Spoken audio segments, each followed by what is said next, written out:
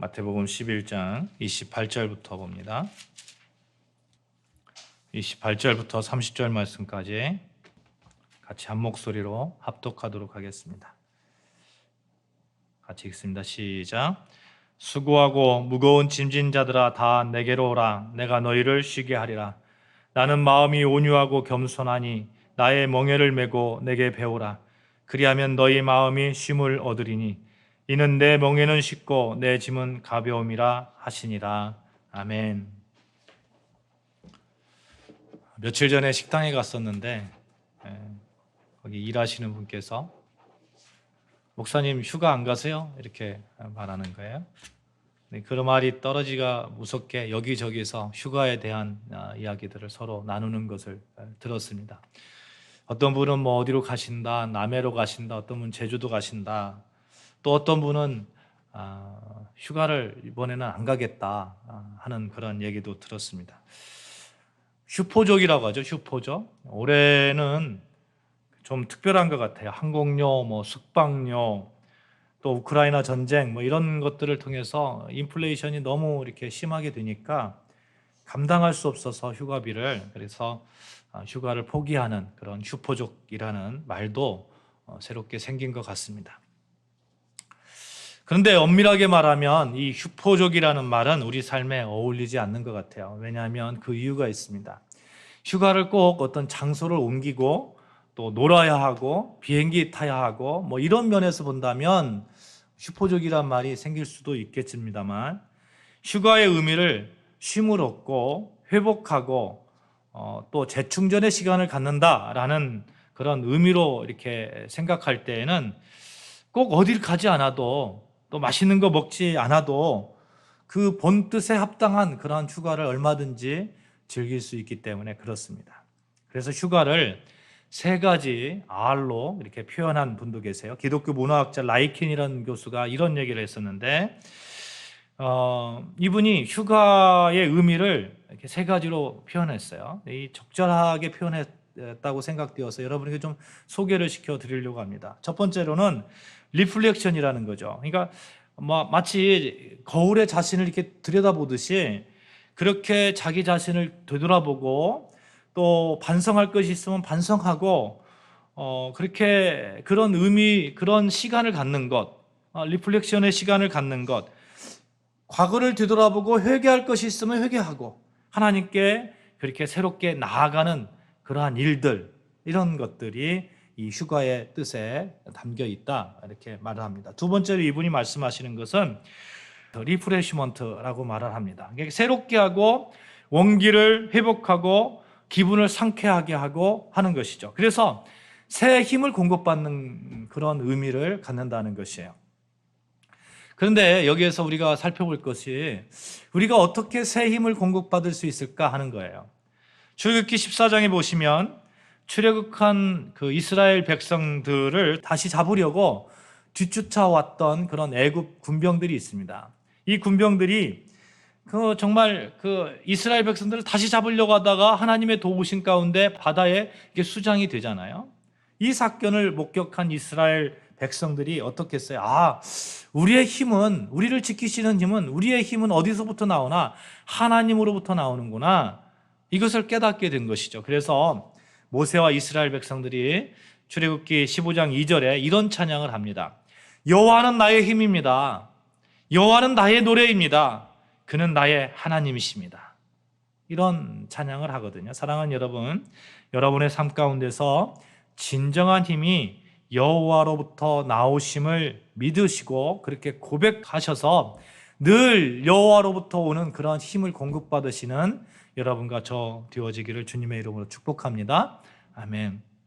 다음으로 라이켄 교수는 휴가의 의미를 레크레이션 이렇게 표현을 했어요. 그러니까 레크레이션이라는 말이 리라는 말하고 크레이션이라는 말, 재창조한다는 그런 의미를 갖고 있잖아요. 그래서 그 휴가를 통해서 새로운 것을 이렇게 창조하는 그러한 일들이 일어나야 된다는 거죠. 그렇게 새로운 것을 창조할 수 있도록 그렇게 준비를 하고 그렇게 해야 된다는 겁니다. 정말로 휴가는 단순하게 쉬는 것이 아닌 것 같아요. 진정한 쉼은 자기 자신을 반성할 것이 있으면 반성을 하고 그래서 새롭게 미래를 설계하고 그 힘을 하나님께 받음을 소망하면서 그렇게 멋지게 그 재창조의 그런 길을 들어서는 것, 이것이 진정한 휴가의 의미다 하는 것이죠. 사실 이 쉼에 대해서, 이 휴가에 대해서 성경에서도 참 중요한 의미를 가지고 말씀하고 있습니다. 여러분도 아시다시피 하나님도 6일 동안 천지를 창조하시고 7일째에 안식하라 이렇게 말씀하셨어요. 어떻게 보면 쉬라는 말은 하나님 앞에서 우리의 인간의 한계성을 좀 내어놔라, 좀 고백하라, 겸손해져라 하는 그런 말일 수도 있을 것 같아요. 왜냐하면 우리가 정말 열심히 1년 44철 24시간 계속해서 일한다고 한번 생각해 보세요. 쉬지 않고 일하다 보면 그 사람 살 수 있을까요? 살 수 없습니다. 인간의 한계는 거기까지예요. 틀림없이 얼마 못 가서 피로로 쓰러지거나 심하면 죽는 경우도 있을 겁니다. 그래서 하나님은 우리에게 늘 일을 하면서 겸손하라 이렇게 말씀하고 있는지도 모르겠어요. 하나님께서 우리에게 안식을 주신 이유, 일주일에 하루를 쉬면서 그 교만을 씻어내고 겸손해지고 그러면서 하나님만 바라보는, 하나님께서 나의 힘이 되신다는 그러한 것을 고백하면서 예배를 하는 안식, 그 안식일의 의미를 우리가 깊이 생각해야 될 줄로 믿습니다. 안식일의 의미가 그렇듯이 마찬가지로 휴가의 의미도 마찬가지인 것 같아요. 휴가는 그동안의 피로를 풀어내는 의미도 있지만 그 기간을 통해서 하나님 앞에서 교만한 자기 자신의 모습을 씻어내고 겸손해지고 그러면 얼마나 좋겠습니까? 반성할 것이 있으면 반성하고 하나님께 새 힘을 얻고, 저는 우리 아름다운 교회 성도님들이 이번 휴가 기간에 무엇보다도 잘 쉬셨으면 좋겠습니다. 그 쉬는 가운데서 무엇보다 잘 쉬는 것이 무엇이겠어요? 우리가 정말 이렇게 하나님께 새로운 힘을 얻고, 그렇잖아요? 새로운 힘을 얻고 또 재창조할 것이 있으면 재창조하고 반성할 것이 있으면 반성하고, 이것이 잘 쉬는 것이니까 그렇게 이 휴가 기간을 잘 지냈으면 좋겠습니다. 근데 이렇게 잘 쉬고 싶은데 또 하나님만 바라보고 싶은데 하나님께 새 힘을 얻고 싶은데 그렇게 하지 못하게 하는, 방해하는 그러한 것들이 있는 것을 보게 돼요. 한 몇 가지 정도 생각해 보고 싶은데요. 사람이 잘 쉬지 못하고 마음이 평안을 누리지 못하는 이유가 이렇게 생각해 보면 여러분 들으시면 공감이 가실 거예요. 뭐냐면 인간은 탐욕 때문에, 그것 때문에 진정한 쉼을 누리지 못하는 것 같습니다. 탐욕은 소유의 욕구에서 오잖아요. 소유의 욕구. 그러니까 계속해서 더 가지려고 하는 거예요. 만족이 없는 거예요. 만족을 못하니까 어떤 상황이 와도 욕구, 불만이 옵니다. 심지어 휴가를 갔음에도, 제주도에 갔다고 생각을 해보세요. 제주도에 갔음에도 내가 왜 제주도 왔지? 이 돈이면 저기 동남아를 갈걸? 이렇게 자꾸 만족을 못하는 거예요. 그러니 참 쉼을 얻지 못하는 거죠. 또 하나 있어요. 잘 쉬지 못하는 이유가 시기와 질투와 같은 인간의 심적 그런 어떤 갈등에 의해서 그렇게 잘 쉬지 못하는 것 같아요. 시기와 질투 왜 생길까요, 여러분? 늘 남과 비교하기 때문에 그렇게 생기는 고질병이잖아요. 남과 비교하면서 자기가 우월하다 느끼는 사람, 이런 사람 재수 없잖아요. 또 남과 비교해서 내가 열등하다고 느끼는 사람, 그것처럼 불행한 사람이 어디가 있습니까? 어떤 형태든지 비교를 통해서는 쉼과 평안을 얻을 수 없습니다. 또 쉼을 얻지 못하게 하는 것이 있어요. 바로 분노이죠. 감정적으로 컨트롤이 안 되니까 화가 나고 불쾌하고 불만투성이고 늘 씩씩거리고, 그런데 어떻게 쉼을 얻을 수 있겠습니까? 그래서 순간적으로 감정을 다스리지 못하고 혈기를 내는 것, 그거 별로 좋은 건 아니잖아요. 가정에서도 그렇습니다. 하루 일과를 마치고 집에 들어가는 이유가 뭐예요? 좀 집에 가서 편안히 쉬려고 그러는 거 아닐까요? 좀 쉼이 있기 때문에. 그래서 집에 들어가자마자 분노가 생기는 거예요. 서로 싸우는 거예요. 그럼 쉼의 장소가 아닌 거죠. 여러분, 탐욕, 시기, 질투, 분노 이런 것들 벗어버리고 진정한 쉼을 얻을 수 있는 길, 하나님께서 우리에게 이렇게 열어놓지 않았을까요? 어떻게 보면 인간이라는 존재는 이 탐욕, 시기, 질투, 분노 이런 것들을 늘 일평생 동안 갖고 이렇게 가지고 살 수밖에 없는 그런 인간의 한계를 가지고 있습니다. 그런데 하나님께서는 그 한계를 벗어나서 정말 진정한 쉼을 얻을 수 있는 그 길을 하나님께서 이렇게 열어주셨습니다. 그 쉼의 길이 무엇입니까? 바로 예수 그리스도죠. 예수님을 통해서 이 탐욕, 시기, 질투, 분노 이런 것들 다 십자가상에서 다 끝내주시고 장사 지내셨고, 그래서 우리는 이제 평안의 길로, 쉼의 길로 들어설 수 있는 그런 그 길이 열리게 된 것입니다. 그래서 우리는 예수님을 바라봐야 돼요. 이 평안을 위협하는 탐욕, 시기, 질투, 분노 이런 것들이 삶 가운데 막 밀려올 때에 예수 십자가를 바라보는 거예요. 예수 십자가. 사랑하는 여러분, 예수로 인해서 진정한 휴가의 열매를 얻으시기를 축복합니다. 예수 안에 있을 때 진정한 쉼을 얻을 수 있습니다. 사람들은 바다로 산으로 휴가를 떠날지 모르겠어요. 우리도 어떻게 보면 육신은, 인간이 가지고 있는 이 육신을 가지고 그렇게 바다로 산으로 떠날지를 모르겠습니다. 그러나 우리는 알고 있어요. 진정한 휴가는 예수께로 떠나는 것이다. 여러분과 제가 완전한 쉼의 의미를 제공하시는 예수님께 이번 휴가를 떠나시기를 축복합니다. 그곳에 재충전이 있는 거예요. 그곳은 우리의 삶을 돌아보게 하고, 그곳은 하나님의 힘을 공급받게 합니다. 그곳에 참 평안이 있습니다. 그래서 요한복음 14장 27절 말씀에도 평안을 너희에게 끼치노니 나의 평안을 너희에게 주노라. 내가 너희에게 주는 것은 세상이 주는 것과 다 같지 않다. 너희는 마음에 근심도 하지 말라, 두려워하지 말라, 이렇게 말씀하잖아요. 인간이 가지는 한계, 마음에 두려워하고 근심하는 것, 이것을 벗어버리고 평안을 얻을 수 있는, 참쉼을 얻을 수 있는 그 길, 예수님께서 그 평안을 주시겠다고 합니다. 그래서 이 땅의 쉼이, 진정한 쉼, 휴가를 원하는 자들에게 오늘 본문에서 이렇게 말씀하고 계시죠. 수고하고 무거운 짐진 자들아 다 내게로 오라. 내가 너희를 쉬게 하리라. 사실 예수님은 우리 인생을 정확하게 꿰뚫어 보고 있어요. 그것은 우리가 마치 멍에의 짐을 가득 지고 그렇게 살아가는, 일평생 일만 해야 되는 그의 어떤 소의 모습, 그 모습으로 우리 삶을 이렇게 인용해서 우리 삶을 바라보고 있는 것이죠. 수고하고 무거운 짐진 인생이라고 정의하고 있습니다. 여러분, 소가 수레를 끄는 거 보셨습니까? 저는 시골에 살아서 이 소가 이렇게 멍에를 메고 짐을 끄는 거 얼마든지 많이 봤습니다. 너무 힘들면 눈물을 흘릴 때도 너무 많아요. 너무 힘들면 또 가다가 지치면 무릎을 팍 꿇어버립니다. 주저앉아 버려요. 어쩌면 소의 이런 모습들이 우리의 모습일지도 모르겠습니다. 입에서 단내가 날 정도로 그렇게 뛰어본 적 많잖아요. 그렇잖아요. 너무 지쳐서 무릎을 꿇고 주저앉아 버릴 때도 많이 있었잖아요. 이런 삶을 살아가는 우리들을 예수님께서 수고하고 무거운 짐진 자다, 이렇게 말씀하고 있습니다. 정확히 꿰뚫어 보고 계신 거예요. 사람들은 다 그런 것 같습니다. 모두 다 수고하고 무거운 짐을 지고 그렇게 살아갑니다. 아무리 최고의 권력을 가진 대통령이 되어도 힘이 든 것은 마찬가지인 것 같아요. 여러분 한번 보세요. 대통령 돼가지고 이렇게 얼굴이 통통하다가도 어느 순간에 보면 헐쩍 빠져있는 그런 모습도 얼마든지 보잖아요.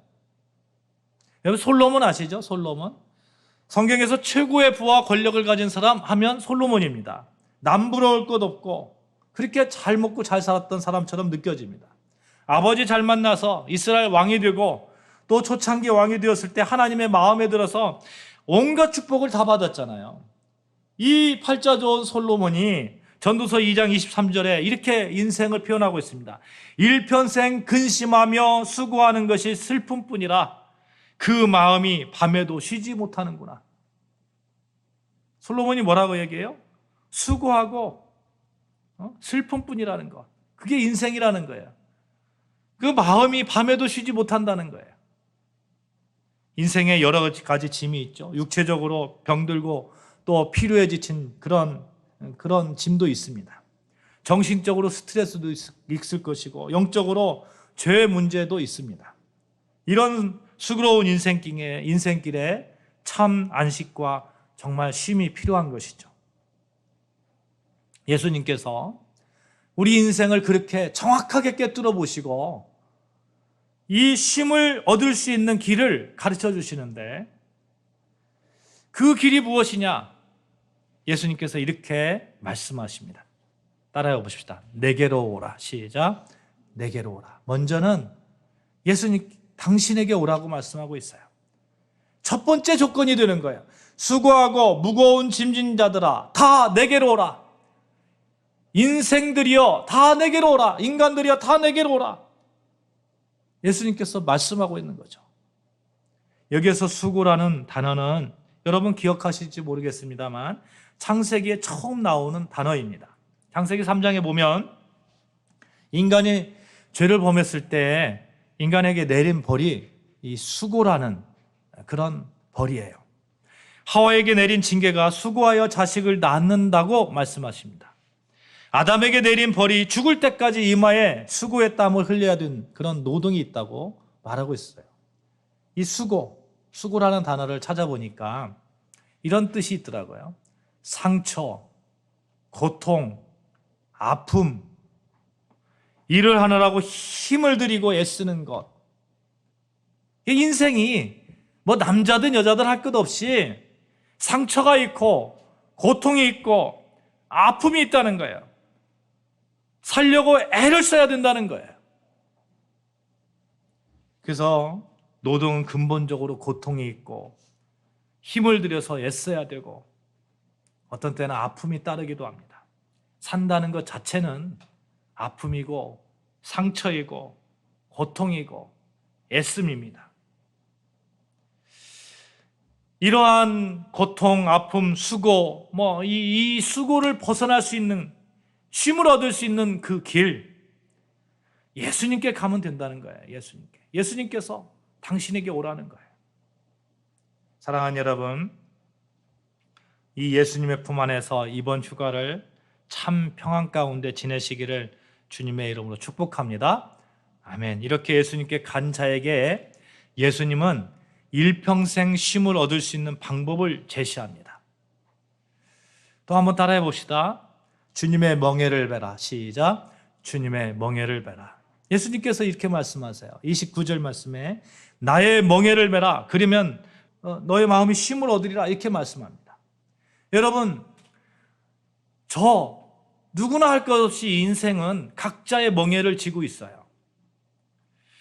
각자가 이 진 멍에가 있습니다. 그 짐이 있어요.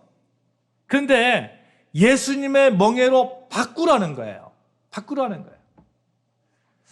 아니, 내가 짐 졌는데 예수님의 멍에까지, 예수님의 짐까지 내가 져야 돼? 예수님의 멍에까지 내가 져야 돼? 이런 뜻이 아닙니다. 여러분, 멍에 아시죠? 멍에. 수레나 쟁기를 끌기 위해서 말이나 소의 목에 얹는 구부러진 막대를 멍에라고 합니다. 이 멍에를 통해서 이제 짐을 이렇게 같이 수레를 이렇게 끌잖아요. 예수님께서 왜 당신의 멍에를 메라고 했을까요? 안 그래도 삶을 살다 보면 수고의 고통의 그런 멍에를 져야 되는데 예수님의 그 멍에까지, 짐까지 다 지라는 건 그거는 그런 뜻이 아니라는 거예요. 우리가 가진 수고의 멍에 대신에 예수님의 멍에로 바꾸라는 거예요. 바꿔 타라는 거예요. 바꿔 타라는 거. 여러분, 우리가 가진 그 멍에가 얼마나 무겁습니까? 늘 고통이고 아픔이고. 근데 예수님이 가지신 그 멍에는 뭐예요? 예수님은 마음이 온유하고 겸손하고 평안이잖아요. 그런 멍에로 바꾸라는 거예요. 바꾸라는 거예요. 소명의 멍에로 바꾸라는 거예요. 인생을 살다 보면 욕망이 있잖아요. 막 돈을 막 벌려고 하고 권력을 탐하고 이것 때문에 가지는 그런 그 멍에가 얼마나 무겁습니까? 살려고 애쓰는 그런 멍에가 얼마나 무겁습니까? 그런 멍에에서 예수님의 멍에로 바꾸라는 거예요. 소명의 멍에로 바꾸라는 거예요. 남을 사랑하는 그 멍에로 바꾸라는 거예요.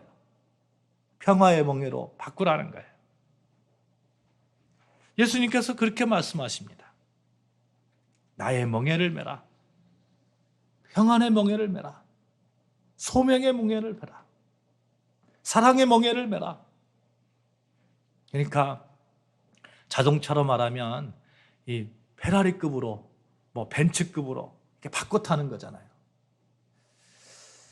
그렇게 되면 하나님께서 주신 사명도 거뜬하게 감당할 수 있고, 어떠한 어려움도 힘들지 않을 수 있고요, 어떤 고난도 감사함으로 이겨나갈 수 있습니다. 이번 휴가 기간에 이왕이면 여러분이 만든 그런 인생의 멍에에서 주님이 만드신 그 사명의 멍에로 바꿔 타는 그러한 결단이 있기를 바랍니다. 아멘. 또 예수님께서 내 멍에를 지라고 하실 때 또 한 가지 생각해 볼 수 있는 의미가 있는데요. 그것은 예수님께서 내 멍에를 같이 저어 주시겠다는 거예요. 우리는 인간이기 때문에 어쩔 수 없이 인간이 갖고 있는 그런 그 고난, 그런 수고가 있잖아요. 그 수고를 같이 저어 주시겠다는 겁니다. 이스라엘 멍에는요, 소가 이게 한 마리가 끄는 그런 멍에가 아닙니다. 두 마리가 한 조를 이루어서 그렇게 같이 멍에를 맵니다. 그래서 예수님께서 내 멍에를 지라고 하신 것은 예수님이 여러분과 함께 멍에를 같이 매주시겠다는 거예요. 우리와 함께 나란히 걸으시면서 예수님이 내 짐을 같이 져 주시겠다는 겁니다. 여러분, 예수님은 하나님이십니다. 하나님께서 나와 함께 내 인생의 수고가 있는 멍에를 같이 짊어주시겠다고 하는 것, 정말 생각만 해도 힘이 되지 않습니까? 예수님이, 어떻게 보면 예수님이 다 짊어주실 것 같아요. 그렇게 되면 세상에서 살아가면서 우리가 필연적으로 가지게 되는 그 수고도 감당할 수 있는 그런 용기가 생기지 않습니까? 고통도 감당할 수 있는 그러한 힘이 생기지 않습니까? 이렇게 예수님과 함께 동행하면서 예수님께서 같이 이렇게 멍에를 매주시는 것, 그게 예수님께서 그러면서 또 우리에게 말씀하시는 것이 있습니다. 뭐냐면 나에게 배우라, 이렇게 말씀합니다. 배우라. 예수님께 배우라는 거죠. 두 마리 소가 있어요. 두 마리 소가 있는데 한 마리 소는 어미소예요. 한 마리 소는 그 어린 새끼 송아지입니다. 같이 이렇게 멍에를 맸다고 생각을 해보세요.